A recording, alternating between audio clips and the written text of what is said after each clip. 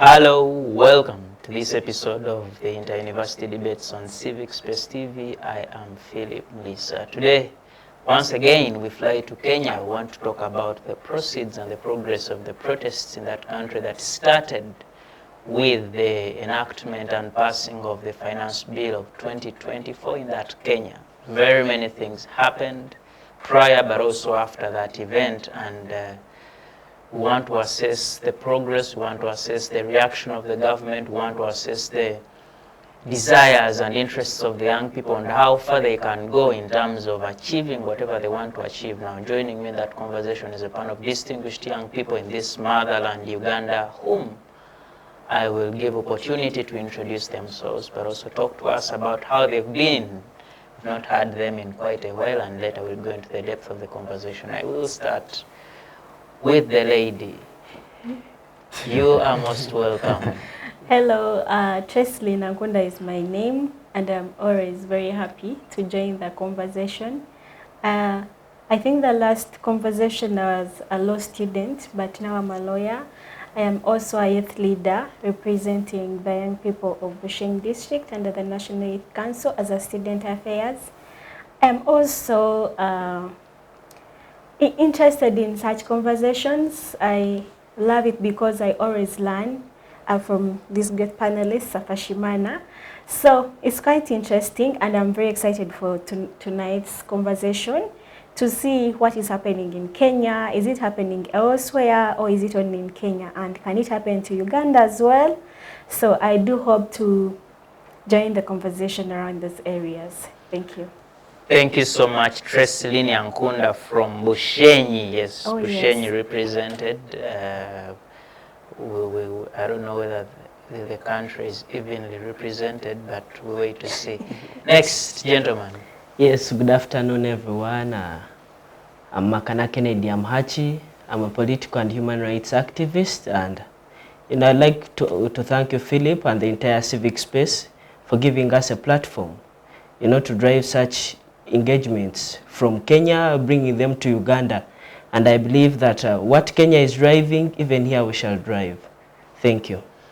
Thank you. So you from which district? I'm from Rukungiri district. Rukungiri meets Bushenyi. We want to hear the conversation that rides around Kenya from those particular constituents. And last but not least, gentlemen. Karibu. Thank you. Asante sana.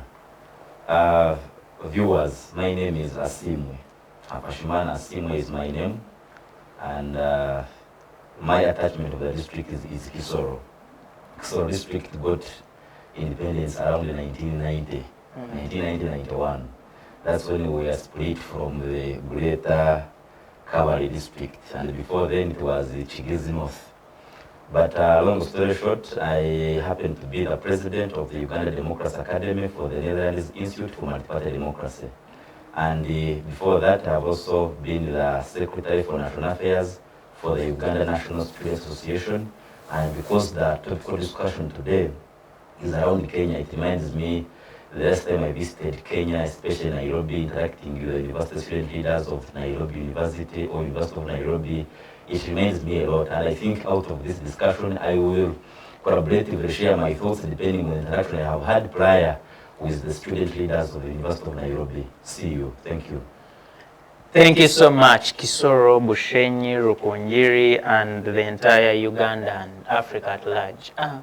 Colleagues, Kenya, for the last we're heading in 2 months since these events started unfolding. Finance Bill 2024, the young people say, please, we do not need that. We do not need that kind of taxes, that kind of pay-as-you-earn, value-added tax, and a couple of other taxes. And government says, we need these taxes because, one, we need to raise money to cut on our debt burden. We need to raise money to run the economy, infrastructure development, the wages, and so on. And when you look at both sides, everything seems important. Yes, we need to cut the debt. We need to pay our workers. We need to put up the hospitals, the roads, and the schools. But also, you don't want to tax a citizenry that cannot afford the tax. You don't want to tax young people who are unemployed, or even when they are employed, they are underemployed.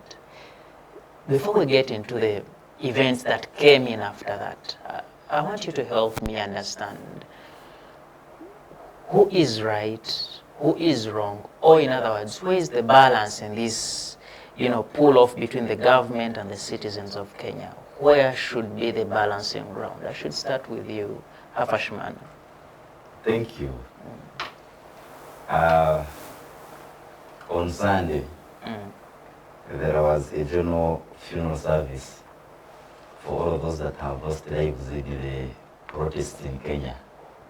Of course, protests associated to impacting and sparkling a generational fundamental change, which in most cases people call a revolution. And I think you are very clear when you put it that who is wrong, who is right. I think in that case, there is no assertion of the wrong people and the right people. The issue is destined to define the future of Kenyan government, but also the Kenyan citizens.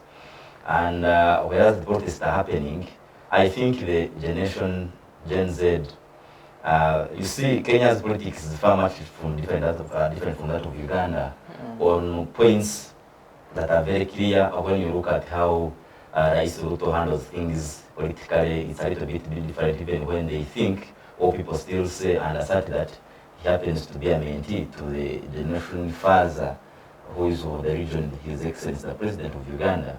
And I think I've also seen critics around social media, on Twitter, on anywhere, on televisions, being criticized of having been able to listen much more from the President of Uganda. However, the financial bill, things that try to address things to do with taxing the young people, it was clear that as long as we were Kenyan and we clock 18 years, we must be subject to paying a tax. And I think that was unfair. That means people would subject themselves to family planning because they want to dodge taxes in their families. Let me ask, if a person goes to university, for example, at Moi University in Eldoret, and they have clocked 18 already, or they're even 21, and they haven't gotten jobs, how do you expect these young people to get taxes to pay because they are aged? When you look at the challenges that Kenyans are facing, they are much more to do with unemployment, of course, because I think it is very clear that it is equally like Uganda, that more than 75% of the population of Kenyans, most of them are young people. So if you subject these young people to paying taxes on top of them being unemployed, where do you see the future of Kenya? So whereas Uganda's leadership does not listen much more from the young people, Kenya leadership listens from the young people. And I think that's why you have seen the government, the parliament, the president revise the financial bill. And I think 2 days ago, Rais Ruto also addressed the press, the media, and he was very clear on the subsidies that he's going to have in his government. For example, he's very willing, in fact, he has willed to reduce the public servants in Kenya. He has willed to reduce the number of personal assistants. He has gone beyond to also cut his presidential allowances. And those things belong to the State House, the First Lady's office, and I think there's also the First Daughter of Kenya. So he has willed. So when you look at each of those cuts in the governance of Kenya, that means what the GenZ have been fighting for is being addressed in areas of education reforms. That means better service deliveries are going to be seen in areas of education. We are going to have gender inclusivity. In fact, in 2019, NIMD, the Netherlands Institute for Multi-Party Democracy, did carry out a survey in 2019 in partnership with the Makerere Trust in Kenya. That is another organization that deals in advocating for participation of young people, but also Kenyans in large to participate in the public activities. And when they carried out that research, they realized that what stopped young people from participating in the politics of Kenya, it is because of a few things that Kenya's government has not for over the years, including the youth participation and gender sensitivities. Of course, social justice.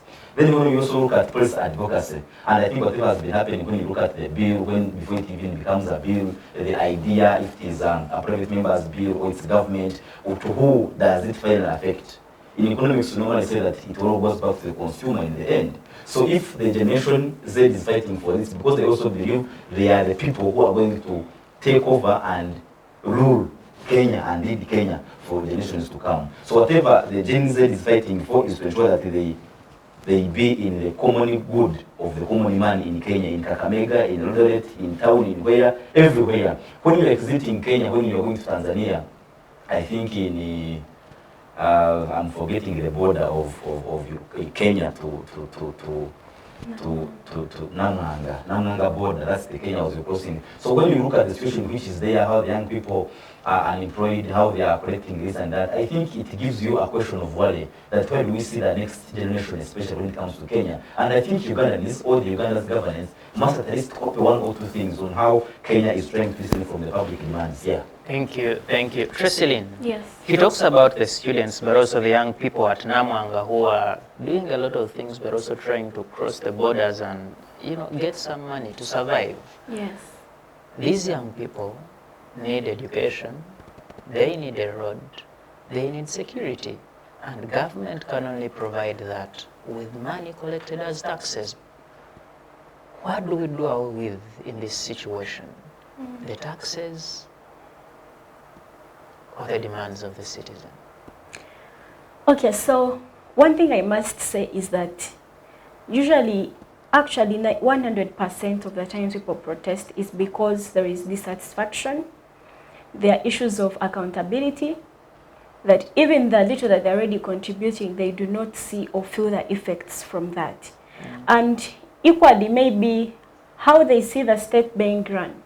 Issues of how does the First Lady, maybe the budget given to her, what does she use the money for?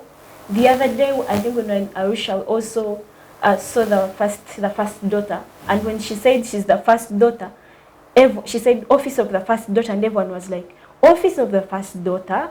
Like, we're all shocked, We're all shocked. But then she goes ahead to explain how it is not under the government, but again, how she tries to put it like it is not money from government, as if she runs it herself. But the reality is, office of the first daughter. So if a president has 10 children, everyone has their office of first son, where is that money going? And I want us to remember that, for example, in 2007, we had these protests, and it was very massive, that we lost around 1,200 people, and over 350,000 people were displaced. Bring it to last year. Let me bring it now to the scope of Ruto, from the time he came in as president in 2022. Last year, we had issues of protests in Kenya, led by the opposition, Raila Odinga. And we saw almost around more than 20 people die. This time, the generation Z comes in, and it's like, no, this is enough of it. Now, the beauty of this is that this is a composition of young people from around 1990s, I think, to around 2010. People in that bracket that were born around that age. So what does this show? This shows hope, one, and this also shows, I think from the space that I listened to of Talk to Ruto online, he did emphasize the fact that he is trying to also put young people in spaces, but also even when he puts them into spaces, these young people are learning. And when they are learning, they are also making mistakes. And his role as a president is to remind them that, look, this should have been done this way. And to me, I felt like he brought it up as a point of mentorship, but also encouraging and believing in these young people. Because honestly, young people also need that time to learn. They need that time. It's not that everyone who has been there has made it all through. You see, Trasslyeen, when you talk about learning, you don't need to learn that you are hungry. I was coming to that. You don't need to learn that you can't go to school. I was coming to that. You just experience it. Yes, I was coming to that. Now, when it comes to protests, I think it is very key, and it is very paramount, and it is very commendable. One ways of people showing their dissatisfaction is through protests. And sometimes is that maybe they could have tried the other alternatives and they have not worked. And so the beauty with this is that they're using more of social media to put out information on what their grievances are, on what the challenges are, and where they want reforms to be made. I have seen a clip of a certain young man saying that even this tax bill that you're saying, can we tax pads? Now, if you're tax pads, what does that mean? Where are people going to get money? People are already struggling. These are things that should be free to people, because menstruation is not a choice. Like, it actually happens to you. You get, you have no choice. It is just there. You can't control it. I have also seen a young man state that he stated that after this finance bill, they are coming for those leaders that they must declare their worth. They must know, when we voted you into power, you had this car and this car. 2 months into power, we are seeing you cruising in a V8. We are seeing you cruising in this. We hear you have bought this. We hear you have bought that. And so the young man said that what they are now going to is to have a bio about everyone, what you own, what you possess. And interestingly is that he states that we are going to make it uncomfortable for you to enjoy the money you have gotten out of corruption. And that was very, very pertinent, because if today you see someone cruising and everyone knows this information, they intend to put it on media and everyone should be aware.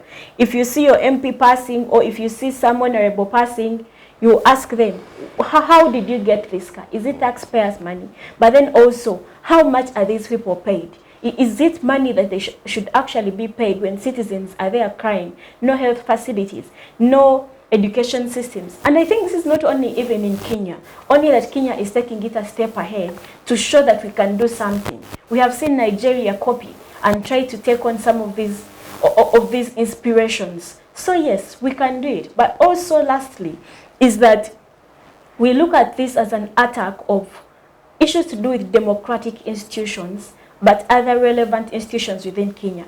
I've seen the Law Society of Kenya try to also come in and say constitutionally that the police, the Kenya force should not have been deployed to kill people. And so institutionally, and I think that the legal institution of Kenya seems to be more powerful than the one we have here in Uganda, and maybe elsewhere. Because if they can pass something and it is upheld, then it means that there is a plus for them. Yes.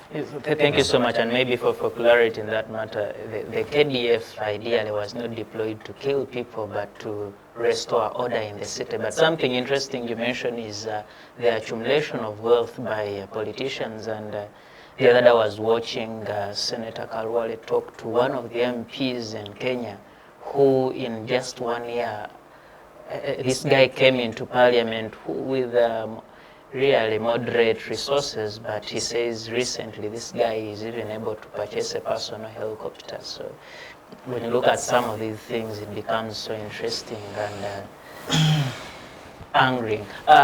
Makana, government taxes, citizens say we can't afford. Who is to lose out on this? You know, first and foremost, Philip, the problem is not about paying taxes. People are willing to pay taxes. However, when I pay taxes and I go to a hospital and there are no drugs, that's a problem. So, and no country has ever thrived without taxes. The government needs taxes. That's how the country is run. However, when these taxes are collected, these people work day and night. And, you know, instead of this money going in the national coffers, being allocated to the hospitals, someone is keeping that same money in the house. Sacks and sacks of money. So, that's a huge problem. And, you know, what Kenyans are telling us... What Kenyans are saying is, we can actually pay the taxes. Exactly. But what are you using the taxes for? And what's more heartbreaking is that these taxes are compiling. You know, once you impose a lot of tax on cooking oil, then everything is going to be expensive, because bread is made using cooking oil. Chapati, most of these countries survive on chapati. So you increase cooking oil, chapati is going to, you know, to become more expensive. People are going to starve to death. I believe right now people are starving. But it will be worse. And now what Kenyans are showing us, they're telling us that, you know, actions have repercussions. And, you know, and I believe that's what is happening in most African countries. People are now a time bomb. What Kenyans have done, other African countries are seeing. People are watching. And it's only a matter of time. Nigeria will rise up, Ghana will rise up, Uganda will rise up. And by the moment we blink, Africa will be on fire. Why? Because these governments, you know, politics should be about service. But now politics is a career. Just like what you said. In less than a month, for example, our parliament here in Uganda, people are earning 40 million net. And you're asking yourself 40 million, okay. A doctor works day and night, is earning, let's say, 3 million. What's so special about an MP? Someone that we are putting our trust in you to go represent us, speak for us. But then we trust the other person with our bodies, you know. So, African governments are not patriotic. Very interesting there you raise the expenditure and how these people get the monies. I want to come to you, Hafashimana, again. We saw these young people, of course with some older people who came in to support and so on, both live and in the backyard.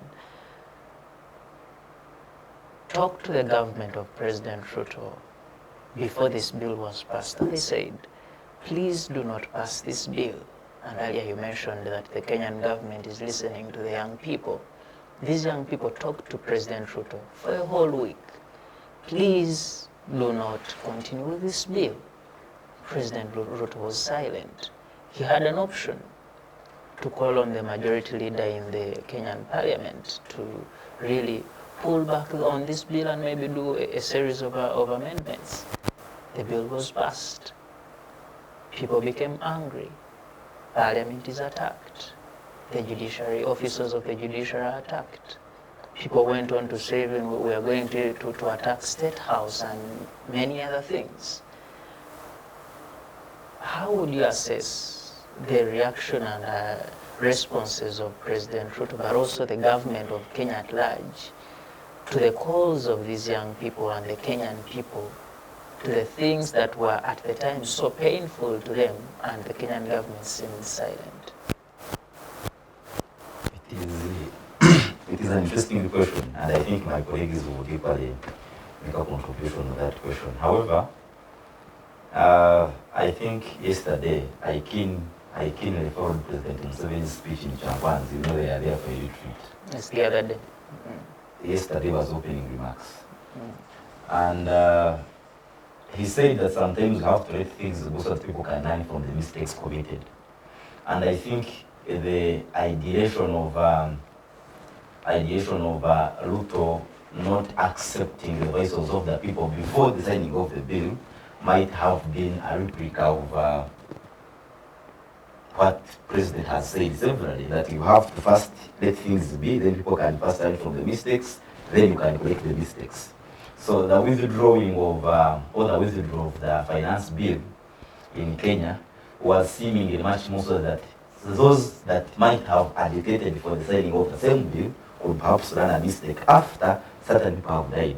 We have seen this before in Burkina Faso, we have seen it in Niger, we have also evidenced it in some other African countries, including in Zimbabwe, when then Robert Mugabe was still leading the country.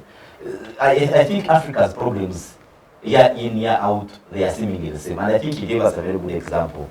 Whereas he said that today politics looked at as a career, maybe let's say as a business, because I think today I don't see a problem with having politics as being a career, maybe say business. So if people keep on looking at politics as a business, then we shall be looking into every other political avenue as a problem, as a challenge. I think the MPs and the cabinet ministers, the State House, having forcefully allowed and perhaps influenced the president to do whatever he did, it's because of their personal interests. You might recall that before this has followed. In fact, I think also the protesters also used an advantage. This happened shortly after the CDF in Kenya had passed on.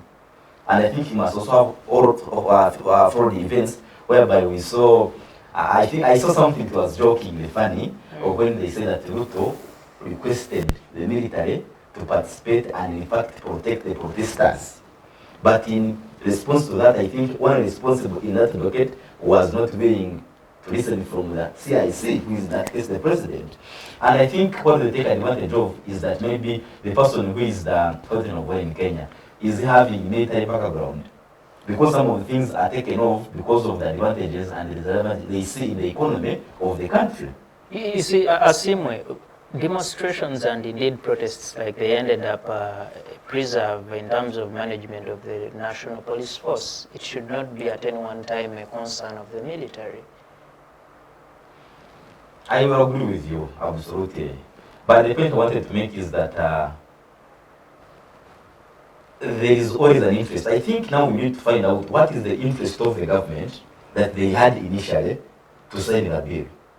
And then what should have they foreseen before? You see, government wants money. The bill. Government and is I think looking for money. you also made it clear that whereas there is no country that can survive without collection of taxes.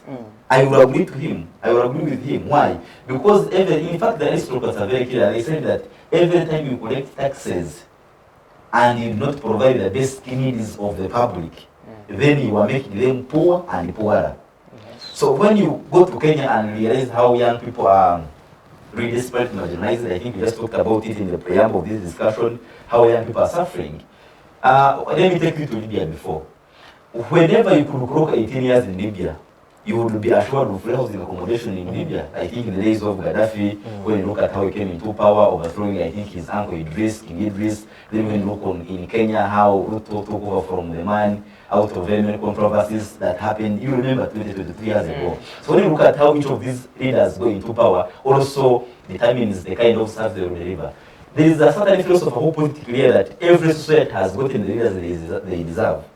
So I think even because there is democracy in Kenya, that's why they have participated in election. And I think the point of democracy is defined by whereby the president in power now can listen to the public, can listen to the young people. When you look at the challenges faced in the central governance in Kenya, how does Kenya do it? What is the role of the senators? What is the role of the governors? What is the role of the MPs there? I told you prior to the discussion that Kenya's participation of the youth in parliament is less than 70%. But these are the 75 more than the percentage that are in Kenya's population. So the question would be, what should Kenyans have done before they protest? Was there dialogue before? When you look at, I think Kenya has the National Youth Council. What has been the role of the National Youth Council in agitating and fighting for the good, all the rights of the young people in Kenya, but also Kenyans in large? When you look at in our country here, Uganda, we have done several attempts whereby young people are cowardice. They say they can't do this, they can't do this. But I think it's also ideal that every time we expect to have and champion a revolution is not just like a beer party that you are going to sit and enjoy. So Kenyans are very ready to see their country very firm and very strong economic. Interestingly, you mentioned that, and I want to tell you, these young people spoke to the government of Kenya. These over social media, even before the passing of the bill in parliament, these young people were on the streets peacefully talking to the government, please do not pass this. And you know, one of the principles of taxation is that a tax must be affordable to the citizen. Kenyans are saying this is not affordable. We can't pay 20%, we can't pay 16% on this good, we can't pay 18% on the other. And the government is saying we need this money. That is a government that is not listening. But two, this government must have information of the status of its citizens. The government knows how many people are employed in that country and how much they are earning. Are they going to afford 25% cut taxation? Are they going to afford 16 or 18% on cooking oil? Will they? This government let down its people also. Yeah, true. Thank you. Trasslyeen. Yes, Philip. When you look at the demands of the young people, and I'll read a few of them for you here: abolish the housing levy, remove inclusion in the exclusions in the social health insurance fund, discontinue the CS bill and positions, eliminate MP allowances, introduce mandatory jail terms for corrupt officials, redirect savings to health and education, withdraw proposed increase on fuel levy by 39%, reject proposed increase of revenue, what is this, SEP revenue to 6%, and many other demands. And earlier you talked about the offices of the First Lady and the office of the Second Lady for the governors, and I was also looking at that report where the office of the First Lady had 285 staff. and the office of the wife to the vice president had 100 staff. These are, I don't know, you will define them for me. I'm the moderator, I shouldn't really define this for the audience. But when you look at this government that was put in office to serve the people of Kenya, where did they lose touch with the prior intention of serving the people? Okay, thank you, Philip. Now, I want us to remember when Ruto won, what we're all posting on our statuses. The hustler. The hustler has won. The hustler has won. Because his campaign was running on a slogan of, he's going to be there for a common person. He's going to be there for hustlers. And as a hustler, then he should be able to represent the hustlers. I think that is also a very good contribution that led to his win. Because people felt like they could trust him, just like how you all have different slogans and different ideas that you'd love to do for people. But that slogan, the hustler nation, is now no more. The hustlers are now they're now worried. I have seen somewhere how now the citizens of Kenya, especially the young people, 68% of the unemployed people in Kenya are young people. That makes it the majority of the percentage. So I have seen young people call His Excellency Ruto Zakayo. This is Zakayo in the Bible, a tax collector, if you recall him. So people have changed from the hustler they knew that would stand for them as hustlers to now calling him a Zakayo. You know, many people have come out to say that President Ruto is actually facing a crisis he created himself. Because as he was coming in, he said, we as hustlers must stand up to the privileged Kenyans, the class of the privileged, and fight for our rights. And they say, when Ruto got into power, he forgot about the revolution he started, and the revolution is fighting back. What's your view? Exactly where I was heading. So I think that it is very paramount that when we set targets, or when we set principles, or when we set ideas, we live up to them. Or if we feel like this is really not workable, do not put it across. Because partly the clashes are coming back. You promised to be a hustler's people. You are a hustler. We posted you everywhere. Even us in Uganda, we're very happy. People are like, this is a hustler. You know, he's going to work for the hustlers. And again, that was his move. I am going to work for hustlers.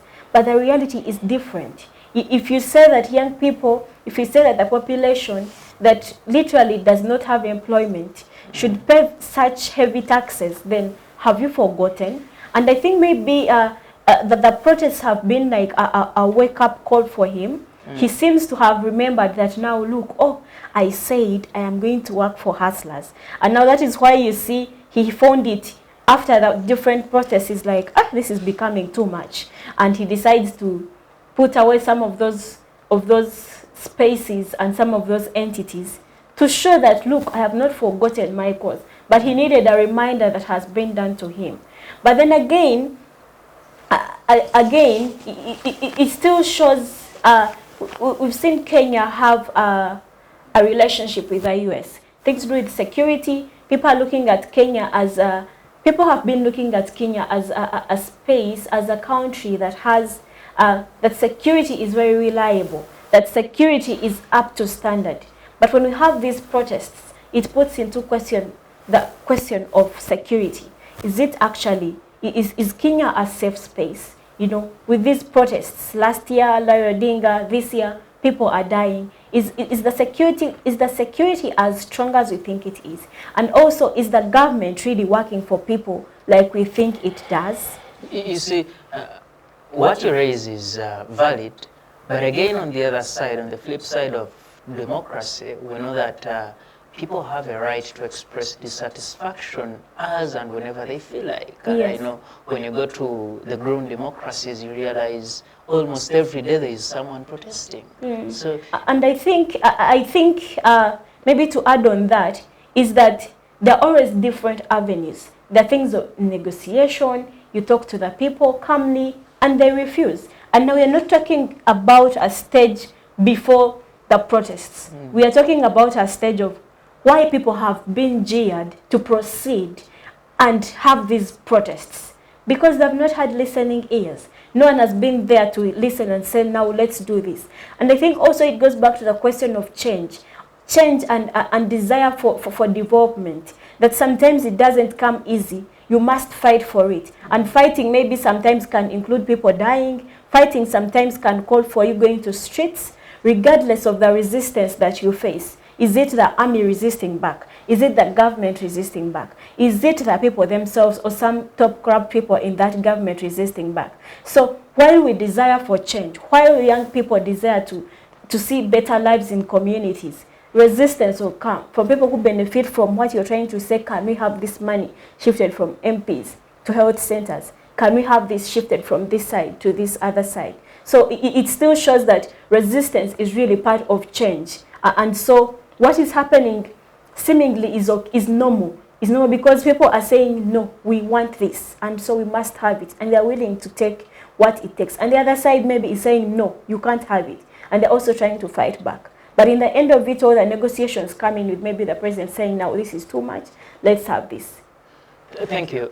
Kenedy, she talks about the fact that President Ruto, many of the young people have nicknamed him Zakayo, but also talking about his, recent close relationship with the United States and by extension Europe and the allies. When President Ruto was coming to power and the campaigns and so on, he did run a very powerful Pan-Africanism, African-centered campaign. We want to behave Africa, we want to grow Africa, we want to trade Africa, we want to politically be independent as Africans. 2 years into office, we see him every other day. He's in Europe, he's in the States, he's now a non-NATO US ally, very strong position to have for an African country, and whatever it comes with, including now the government of the United States have had, might in the near future have a couple of bases in Kenya. Is President Ruto flipping the coin that brought him the bread? First and foremost, Philip, you see, power is dangerous. It attracts the worst and corrupts the best. So, and you know, behind all these are broken promises. That's what the Kenyan people are fighting for. That's why they're on the streets, broken promises. And you know, recently I was listening in on Eric Omondi on the Jeff Koinange show. And he said, you know, they no longer trust Ruto. Whatever he will agree to, whether he signs or not, he must go. So, these people, you realize that Kenyans trusted him a lot. He came in, he was a hustler. They believed that someone from the roots will understand their grievances. Do we have to trust politicians?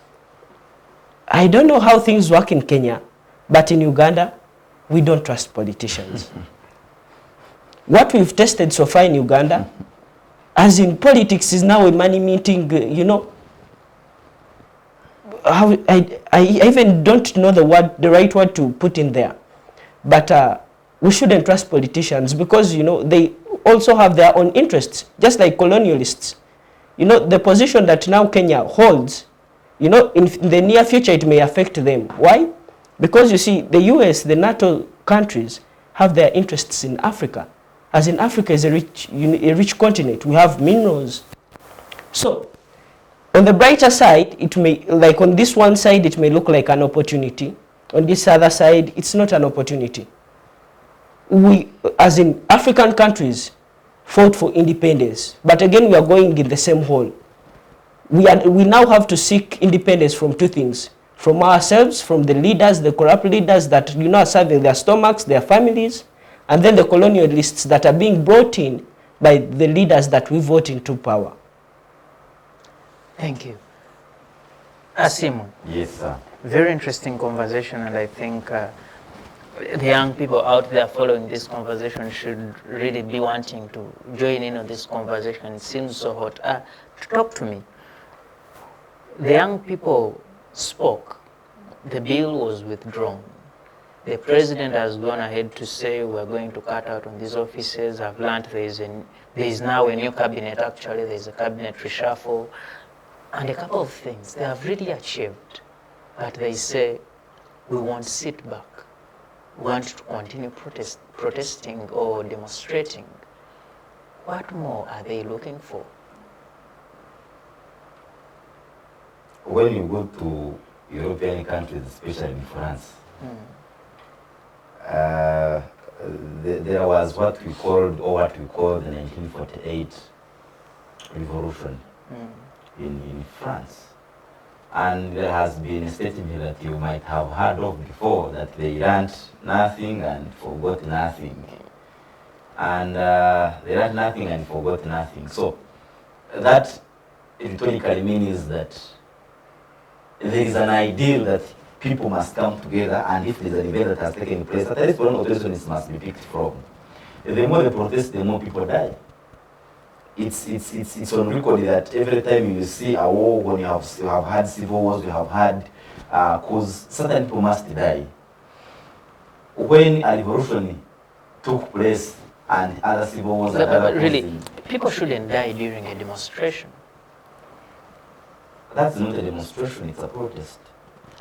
At the start of this whole campaign, you had people dying, even on the first day. I think even the spark of the demonstration was the death of one gentleman, I forget the name, but he died because of expressing his anger. You know, in this whole situation, I think the Kenyan Human Rights Commission, the last figure I looked at was about 43 deaths, including a 12-year-old boy who had about 12 bullet shots in his body. Let me guide, now that I've provided us with information. When people protest, and you see protest is carried out by an angry group of people, and when you look at Kenya, there is a youth bulge group that is heading this. And I've also been convinced to think that maybe Raila Odinga is somewhere influencing these protests. So when you are protesting or demonstrating or what, and you throw a stone against a military officer, what do you expect that person to do? If they have a gun, they have gunster, they have tear gas, what do you expect these guys to do against the angry group of people who are protesting? So, in a long story short, that's how people end up dying. When you are running away from the military, running from the gun, all those things there. But I think we want to address something. You and I have looked at video footage and photos of these Kenyan young people walking peacefully with their placards, going to the roads. We've seen them. I've seen a video of a young person sharing water with a police officer. I've seen them escorting police officers to leave the demonstration area. These people didn't intend to turn violent. But I think there is a controversy. There is a controversy, especially on how, who treats who, when, where, who is human, where does empathy apply, all those things there. So I have also evidenced the same videos, but I have also seen other videos whereby the protesters are throwing stones against those that are protecting them. You see, we forget that government has a mandate to protect its people, regardless of the circumstances. What does the Bible talk about protests and strikes? I'm not pastor. If it is, if it is the last resort that the government must hear to you or those above you, then do it. And I think if the worst has gone to the worst, then that's what the Kenyans have adopted too. Haven't they been heard before? They have been heard. If it happens in other African countries, the same will be adjusted. So while I address your very question, I think it's very clear to also not forget that the governments have got to hear from where they read. In fact, leaders are providers, not takers. Is it justifiable that over 40 people have to die because of a bill? The death comes because of a circumstance, not because of the bill. Thank the bill you. puts the circumstance. Thank you so much, and thank you for keeping it, the Inter-University Debates on Civic Space TV. We are heading into a very short break, and we shall be right back. Digital rights are those human rights and legal rights that allow individuals to access, use, create and publish digital media or to access and use computers, other electronic devices and telecommunication networks. Digital rights include a right to freedom of expression, information and communication through technology, a right to privacy and data protection, a right to credit for personal works, a right to universal and equal digital access, a right to identity, a right to anonymity, a right to be forgotten, and a right for protection of minors, among others. The state's digital rights are frequently violated through various unfair actions, for example, blockage of websites and social networks, theft of credentials, unauthorized use of people's data for personal gain, privacy intrusion, online censorship, arrests and intimidation of online users, internet blockages, and the proliferation of laws and regulations that undermine the potential of technology to drive social, economic, and political development worldwide. It is hence every citizen's responsibility to respect rights of other digital users and to speak out or report to the responsible parties when one's rights are violated.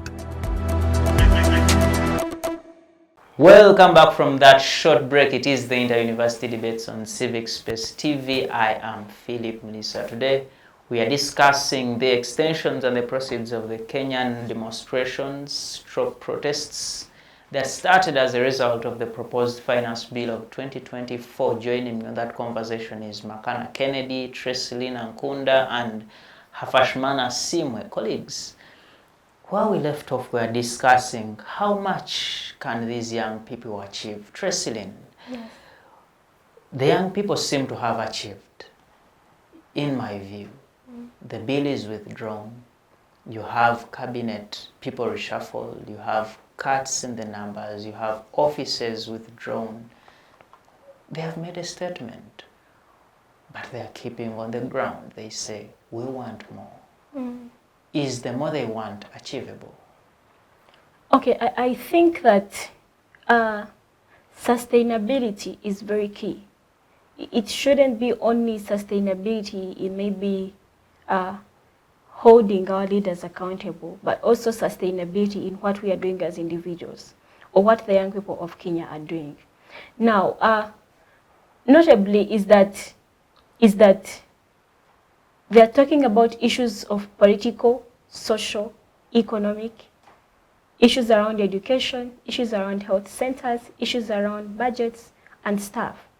And you well know that these are things that evolve over time.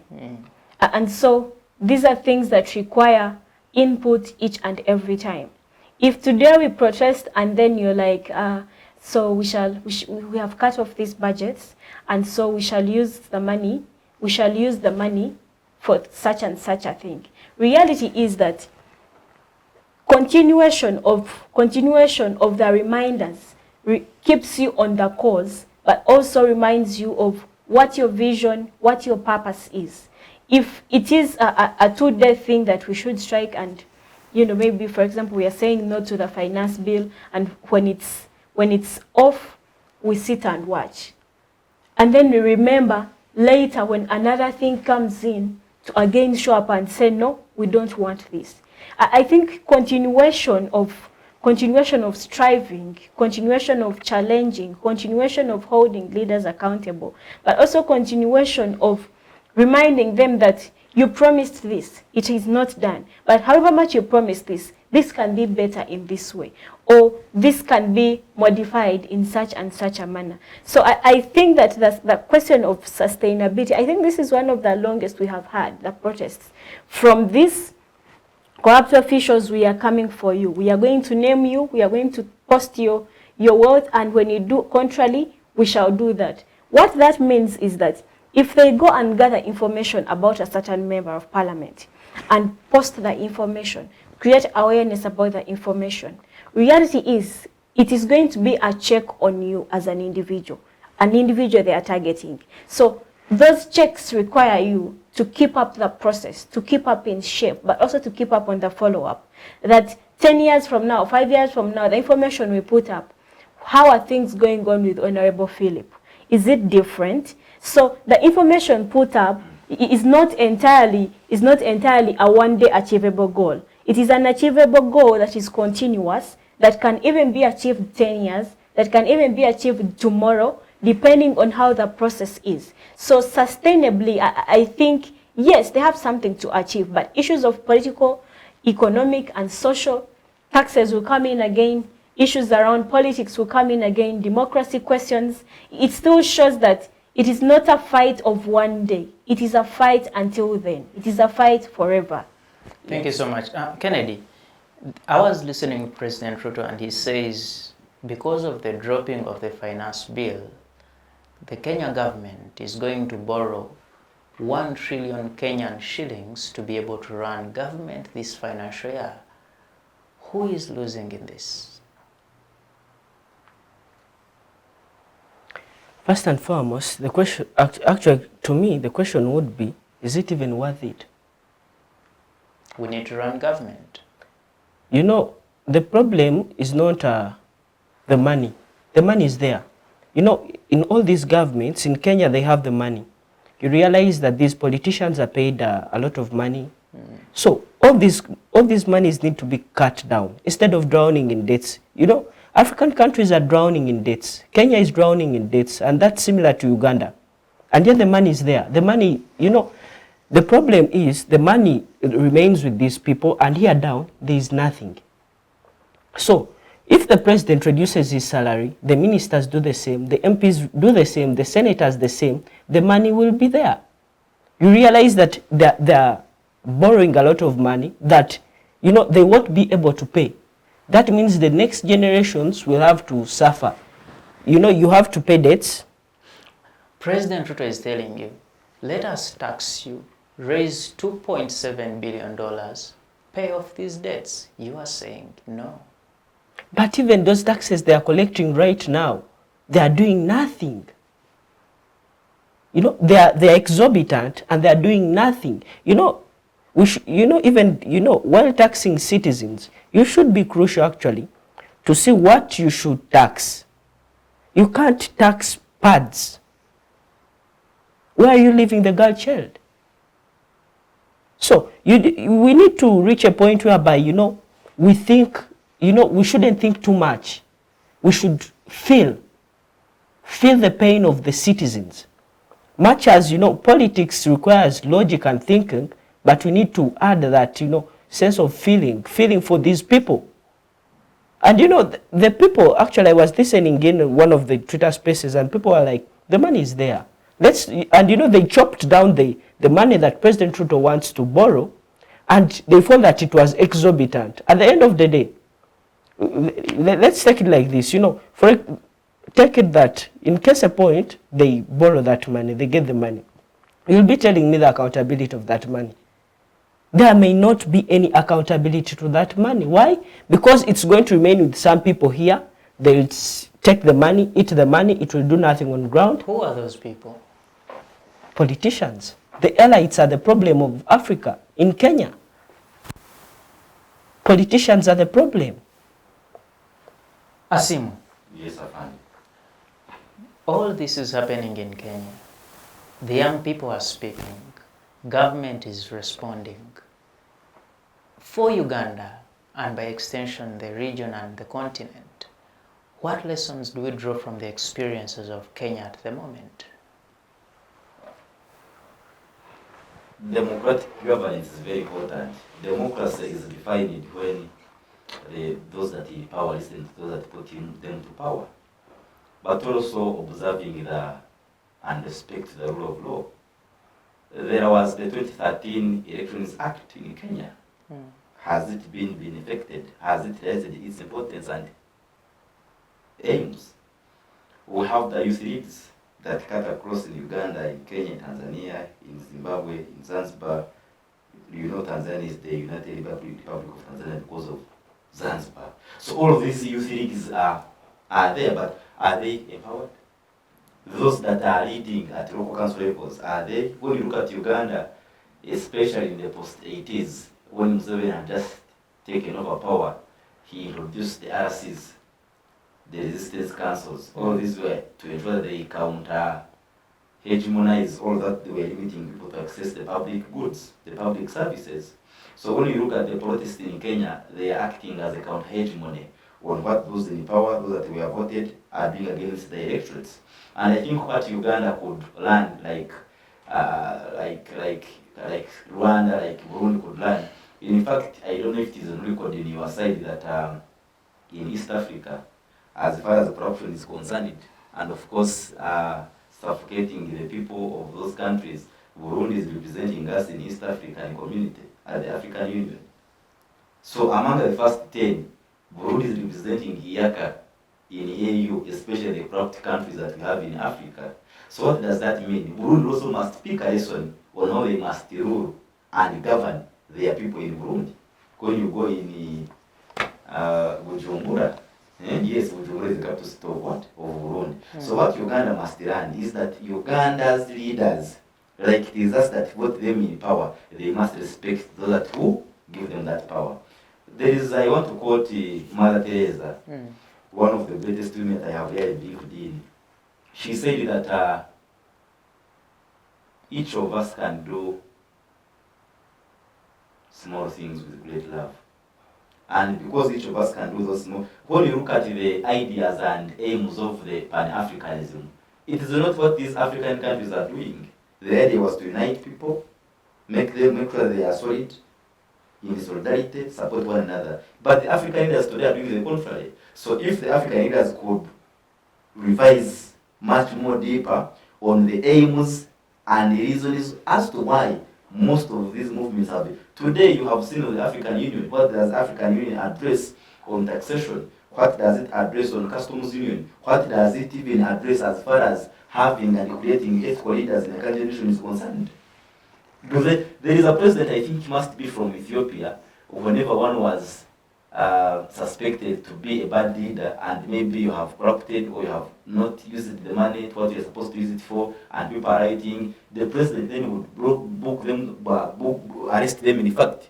So what he did, in fact, most of his family members were fond of dubious activities. What he did is that he collected them in the same house, arrested them, asked them to produce everything that is from his government.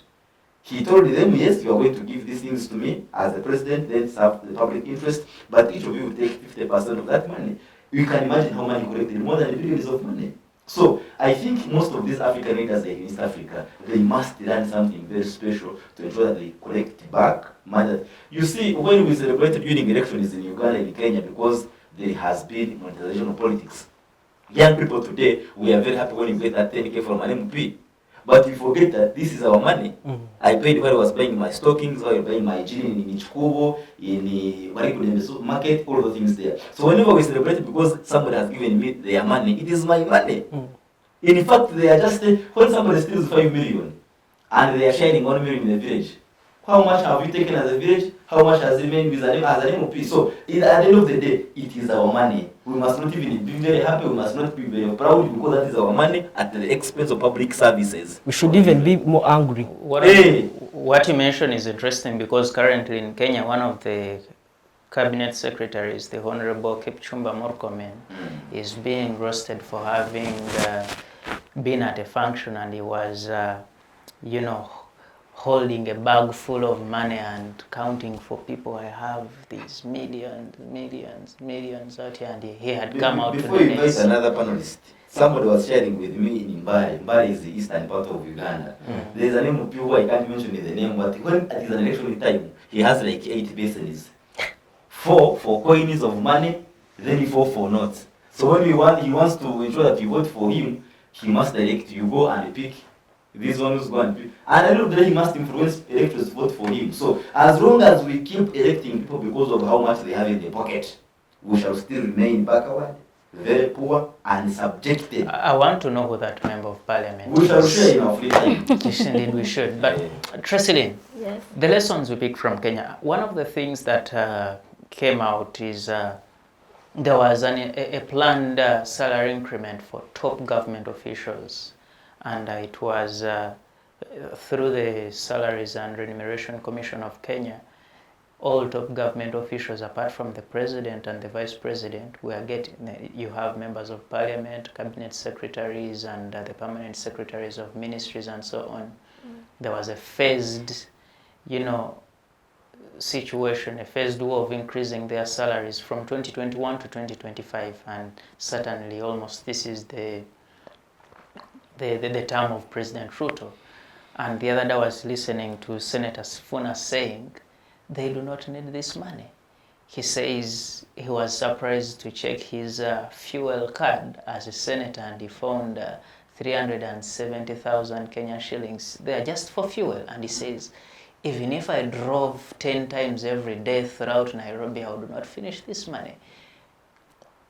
In terms of spending, and particularly on this Salaries and Remuneration Commission, what do we pick from Kenya, the way they spend and how we allocate our resources to the people at the top?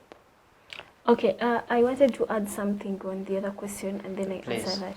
So I think the lessons that we learn also, especially as young people, is that united we stand and divided we fall. I have seen very many young people take on this cause in Kenya without being tribalistic, without being I am educated, I am not educated, and also being cosmopolitan, that they're saying together we are one, tuko pamoja, we are one and we can do this. So, and I think that is still lacking in Uganda. When young people show up, there is a group that is against them, or preferably people are going to say, onavuga chigati, you know. Like, it has reached an extent where someone cannot come out for a genuine cause because of the issue of money.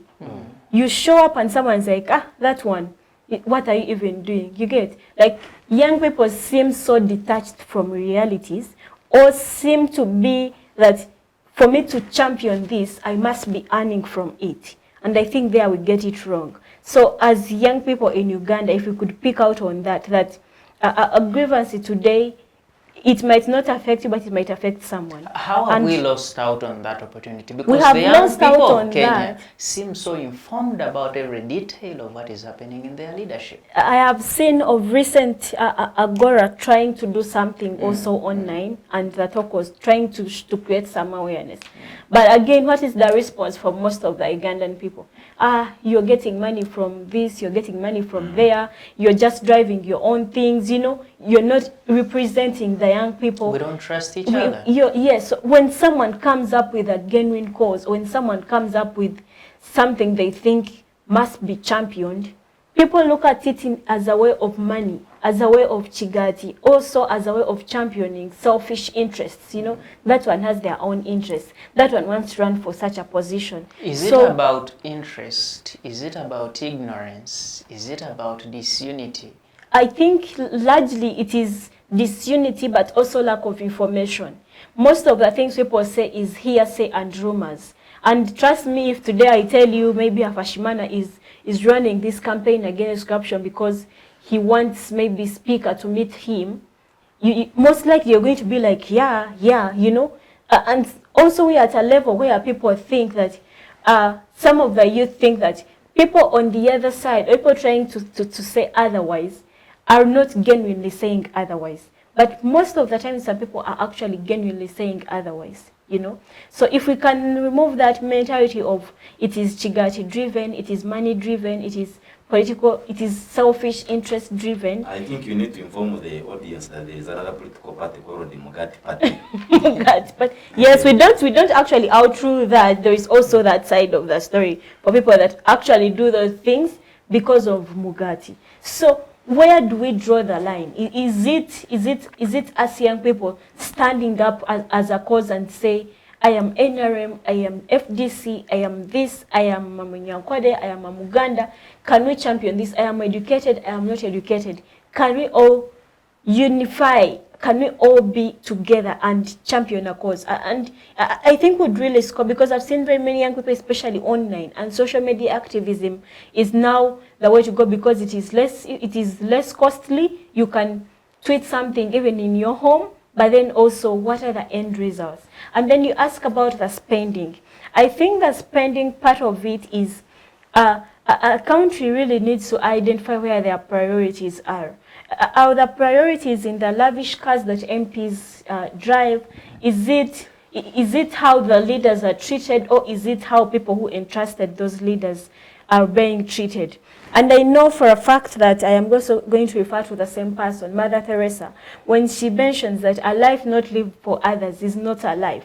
So do we live life for others as leaders? Because these are people that genuinely gave us their support. Do we remember to come to live our lives for them? Or when we get into positions, is it me? I am honorable. I am going to show up late for a burial. I'm going to show up late for a party. I am going to speak for 2 minutes and leave. When I show up in church, I need the front seat. I will speak for 1 minute and leave. I will disorganize the whole church. The people in front must be shifted to behind for me to get a seat. Is it that kind of leader that you are? Is it a leader that is humble?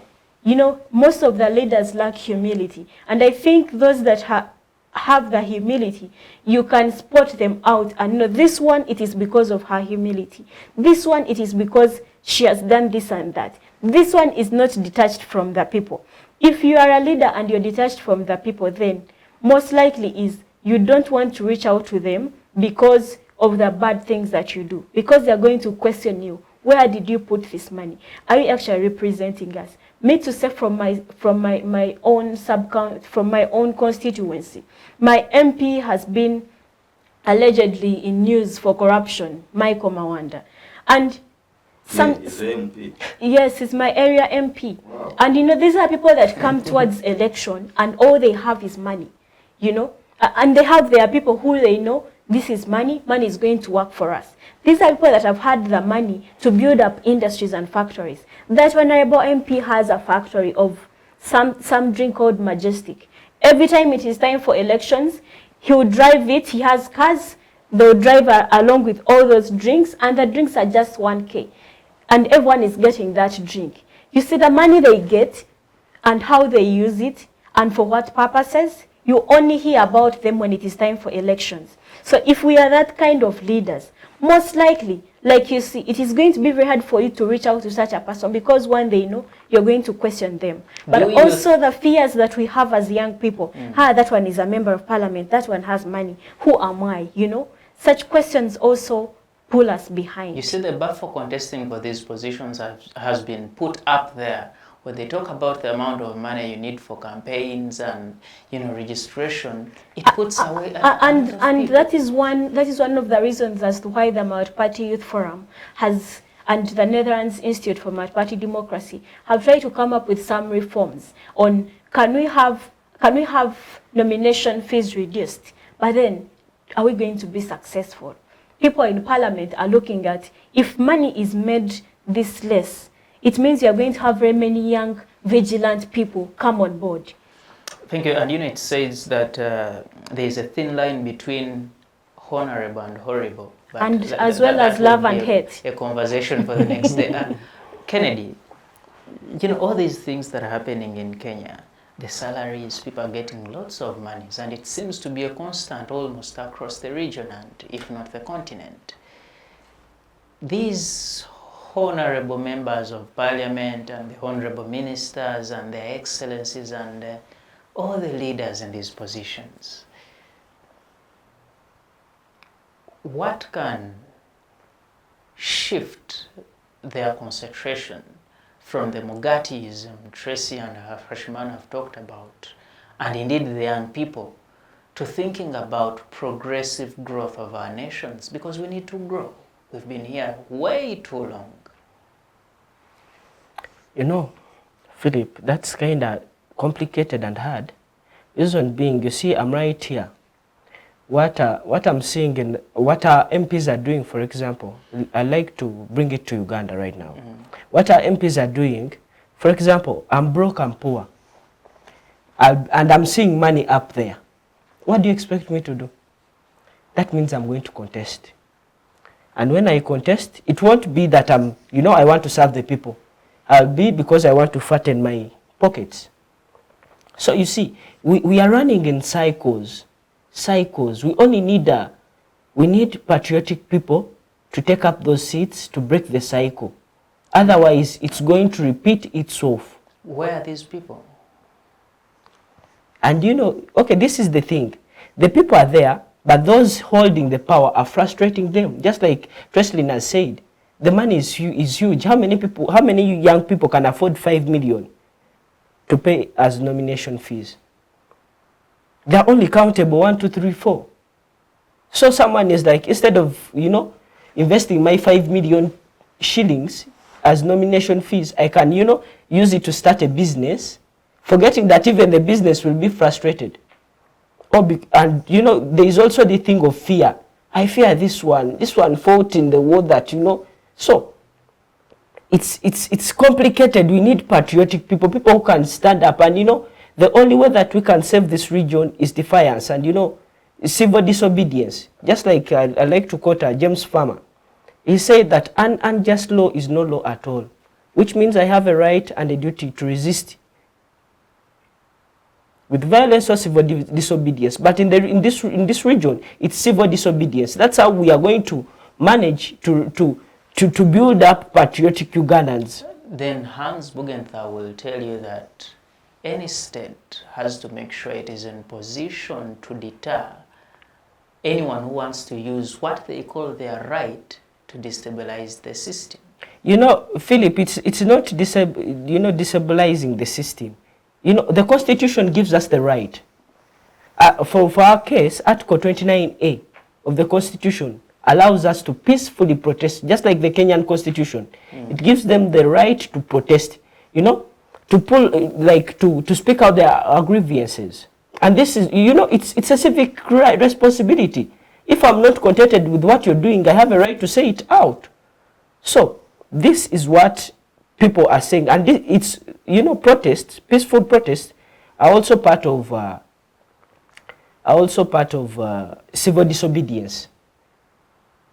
And this is the only way, when we start boycotting corrupt officials, we are building a foundation for patriotic Ugandans to come out. Maybe, let me put it this way.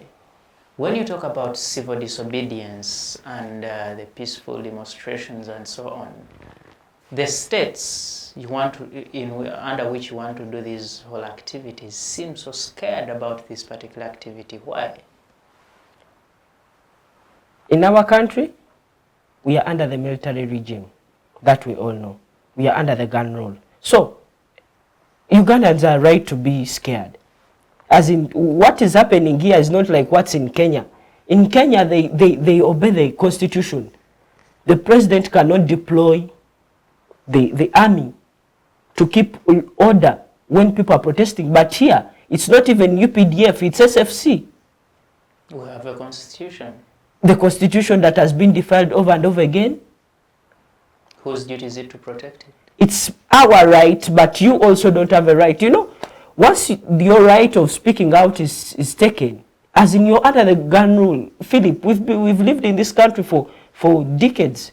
You've seen people being abducted. Just mere tweeting, making a tweet about the speaker, you're taken. So, and just the speaker, not even the president. So that's where we are.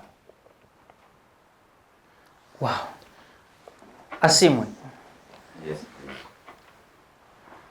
One of the questions I like asking when I'm to do anything is, for what am I doing this?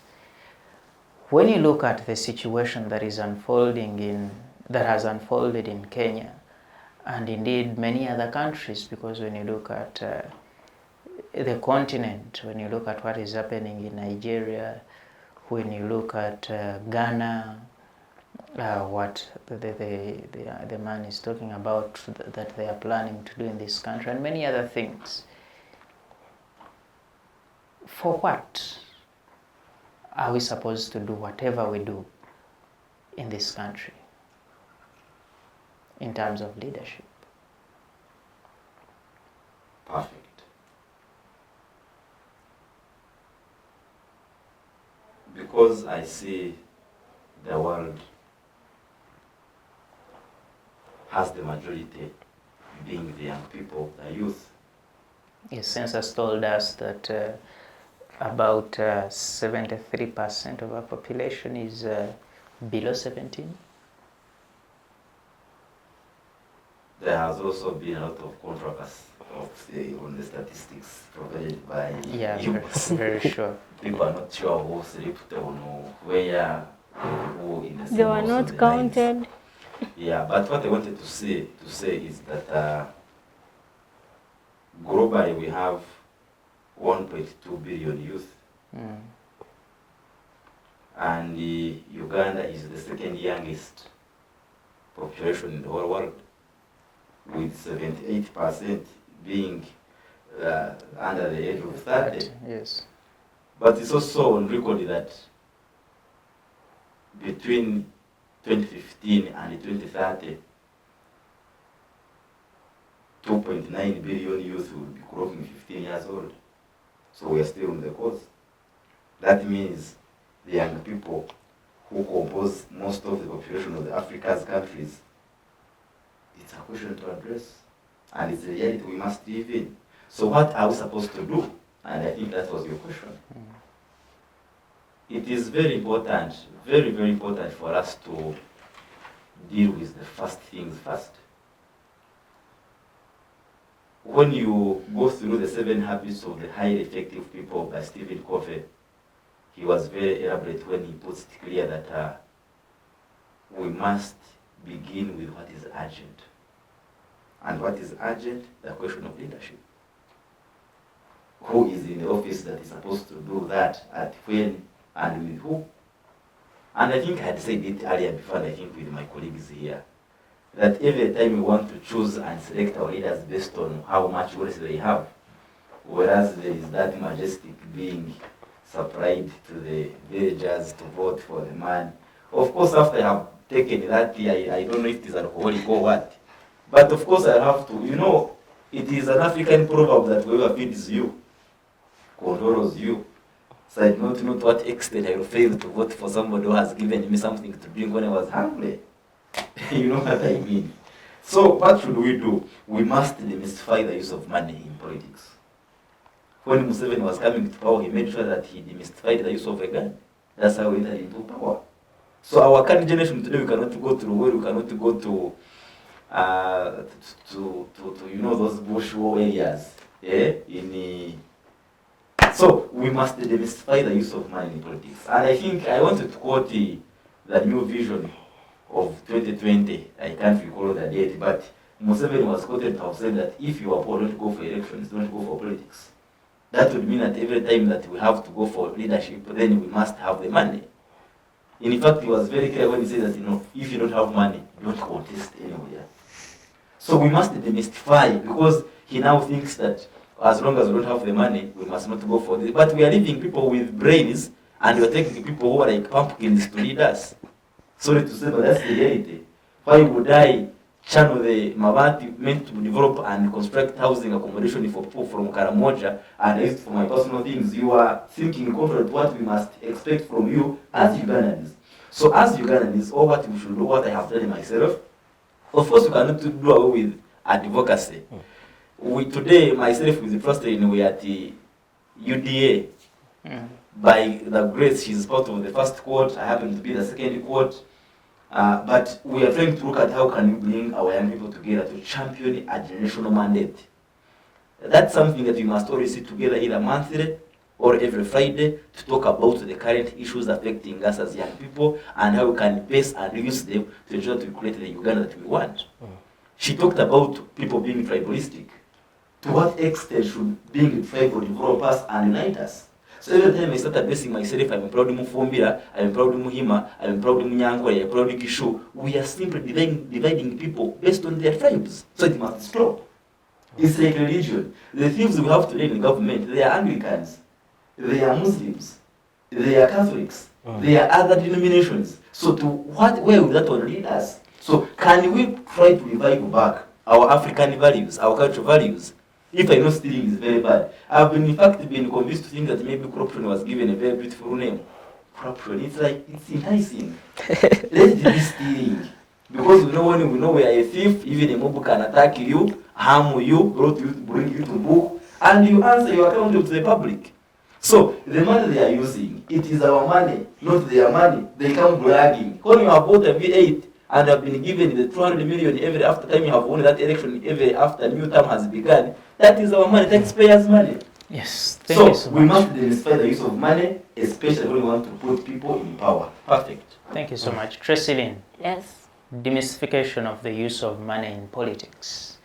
When you look at the African continent, these are things that are happening everywhere. But I want to draw you to something most recent. We have 3 nations that had coups a few years ago. That is Mali, Burkina Faso, and Niger. These countries have formed something called the Alliance of Sahel States, and they say in this alliance we want to guarantee economic development for our peoples in these 3 countries, and we think ECOWAS is not providing that. We want to do away with corruption in our countries. We want to see economic growth. We want to see security. We want to fight terrorism. Do you think such initiatives, if harnessed on the African continent, can help us move from where we are economically to better heights? I think they could. That is, if it is really collective and intentional. You know, we've had these programs come in, but they are not always intentional. They die along the way. Now, I want to use an example of a question of hardship and grievance. Most of us, especially during advocacy, people always, the unbothered, always focus on the question of hardship. It is only until then, when grievance comes in, that they remember I should do something about it. It is a hardship when you go to hospital and your mother cannot get medicine.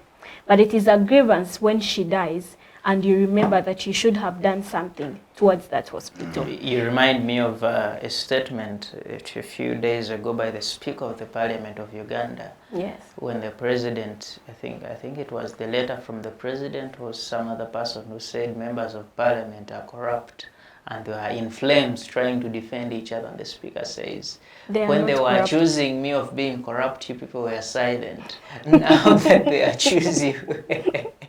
So, but I also remember us saying that members of parliament are not corrupt. So it is only when they have been proved guilty that they are corrupt. So I was talking about hardship and grievance. If only we could all focus on saying things as hardships rather than waiting for grievances to be able to add a voice to the cause. And again, also the question of power. Power is really something that can be used to create or destroy. Now, power, for example, the power over. Power over is where someone really has power over you. They can run your businesses, they can run the way you move, they can run the way you live, they can also run what you eat because you might not afford it. The most power that we always forget as individuals is the power within and power to and powerful. Power within is that each one of us here has that power inside them to do something, to contribute something towards those hardships and grievances. But again, also that if you realize that power within you, can you use it with powerful? Can you have people join you? And then towards that, can you have power too, together as a team? And when you realize the need for power too, you will not think about your tribe, you will not think about what you studied, you will not think about which district you come from. Now the same with these regional frameworks that we have had. They have issues of power exactly that even when we unite as 3 countries, there is more of monotony, or there is more of who holds the highest power. And usually people want to use that power to drive their own things and forget the mission. And when you forget the mission and the focus, or when you forget the realities, I always tell people that when you're advocating for something, put yourself in the shoes. You know, it is very easy for you to say that a woman who does not have water, it is very easy for you to tell her, go and get water for your neighbor. Or it is very easy for you to tell her, if she's living on a hill, slope down and get the water. But if it were you, would you do it? So if we can only focus on advocating, on involving ourselves in processes, both at grassroots, at national, at international, but focus on it in a way that we are not fighting because we are not affected at that time. We are fighting because what is happening today can happen to us tomorrow. And so what is my contribution today for me to stop it? Usually we usually want to have remedies. We forget about the preventive mechanisms. That before something happens, or if it has happened, that is when I'll show up to do something about it. But before it happens, we do not prepare enough for how can it not happen? How can this not go the way it is supposed to be? How can this go in the way that we want it to be? Only if we can focus on always having those preventive measures than the cure, then I think we could tackle more of the grassroots solutions or problems than having remedies that we are confused in. Can this work? Can the other work? Can the other work? And collectively, we have a role to play. Thank you so much. Kenedy, many of the challenges we have, especially around data, things that came in with the international monetary system and particularly the institution of the IMF and the World Bank, and of course the undertakings of the World Trade Organization. How does Uganda, Kenya, the region and the continent get itself out of the traps set by these institutions? First and foremost, Africa has many communities. We have ECOWAS, we have the ESC, and as African countries, we are not utilizing these communities because we are a rich continent. We have gold, we have diamond, tourism, we have beautiful physical features, year in, year out, tourists are coming in all over the world.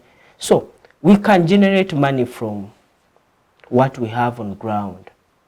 Because these debts, these loans, the money they give, they have strings attached. That's why you find that, a foreigner can come in here, occupy Lake Victoria, slap the citizens that occupy that place, and the law will do nothing. Why? Because the country where that foreigner originates from gave you a loan, a debt, and it had strings attached.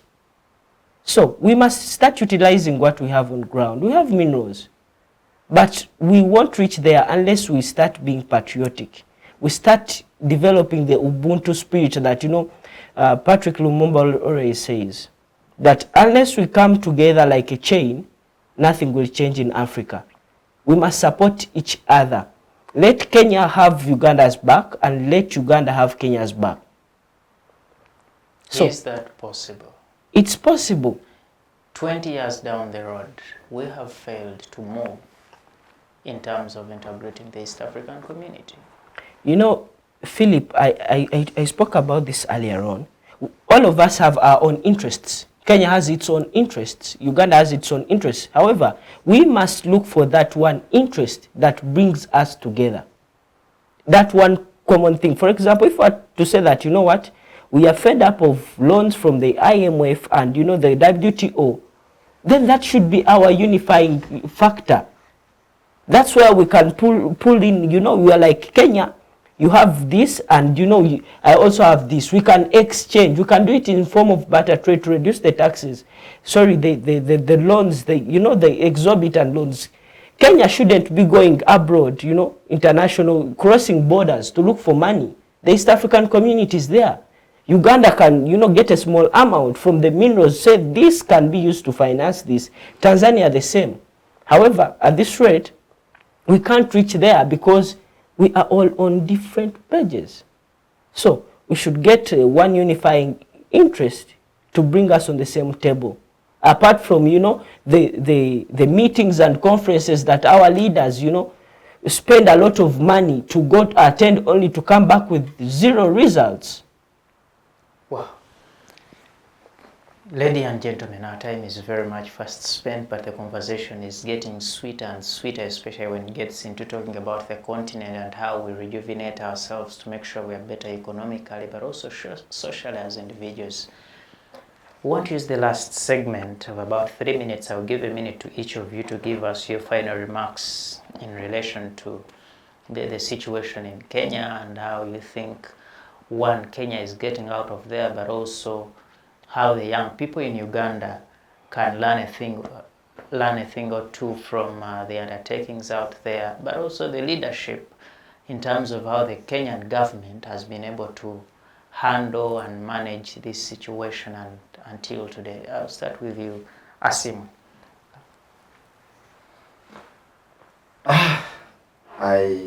I don't know why the discussion is coming to an end as this, because matters to discuss were still very pertinent.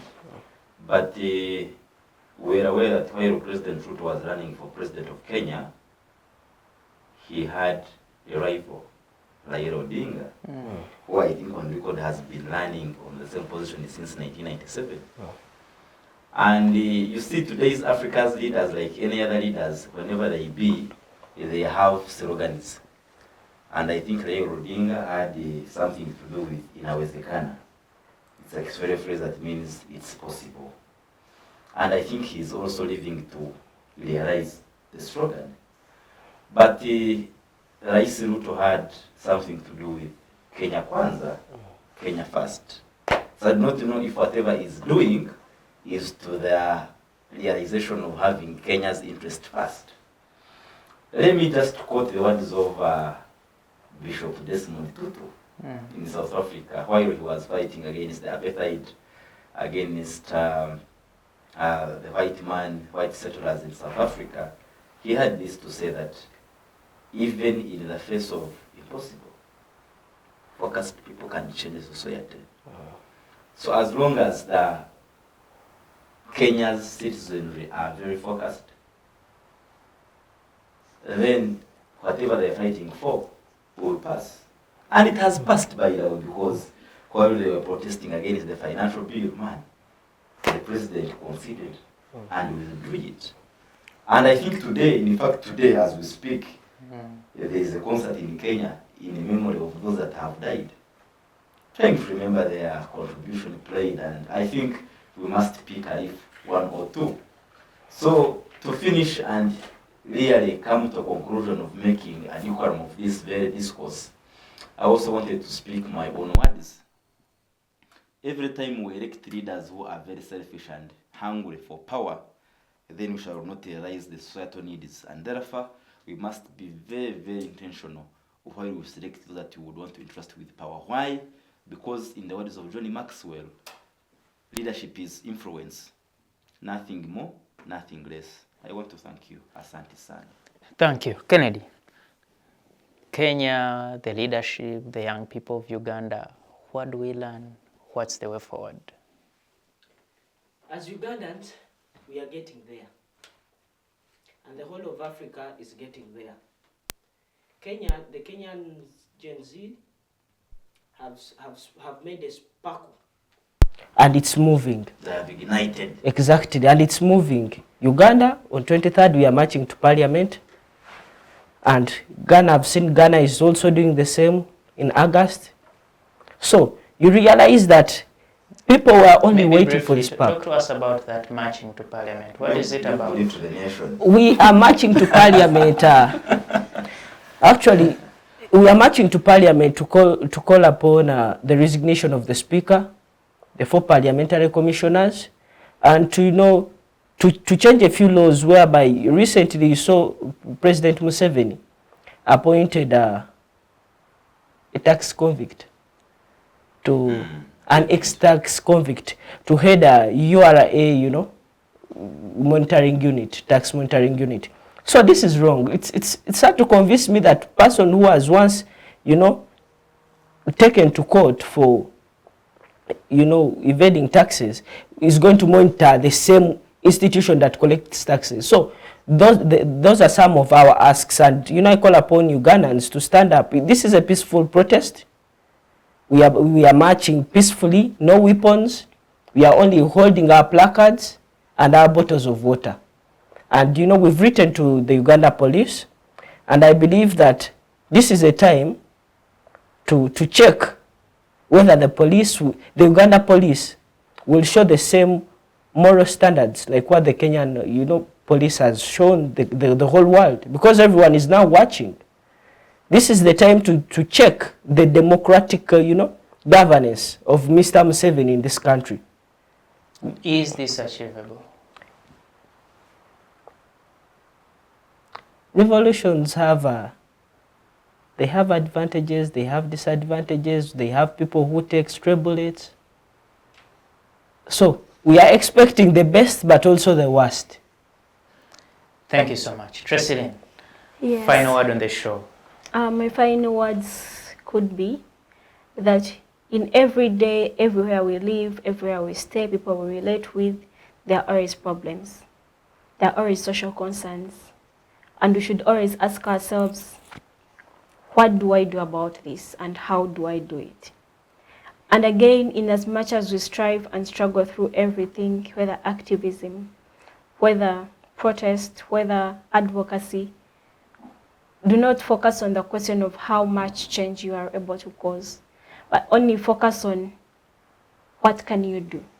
Because I think when we focus on how much, we want to make it look like it must be very much all the time.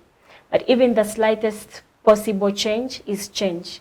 And even the slightest possible change can cause something new in society. So it is those small, small things that we can do. It is those little, little things that we can do in our capacities, with money, without money, with a team, without a team, that can take us better. Thank you so much. What you say reminds me of the famous quote from John F. Kennedy of do not ask what your country can do for you, but what you can do for your country. Thank you so much, Trasslyeen, for those views and for sparing time to be on the show today. Makana, Kenedy, thank you so much for your views and for finding time for the show today. And Asiimwe, Hafashimana, thank you so much for your views and for finding time to be with us today. And to you, our viewers, thank you so much for keeping it, the Inter-University Debates on Civic Space TV. Remember, we are supported greatly by the Center for Constitutional Governance. Thank you so much for what you do for us, and special thanks to the people behind the machines. Here we continue to call for peace in all places of the world that are at war, that are in turmoil, that are in disintegration. Sudan, talk about Gaza, Ukraine, the Sahel, talk about Mozambique, and all the regions of the world that have turmoil currently. We say peace is the only sustainable way we can maintain this humanity. From us, good evening, and may you have freedom always.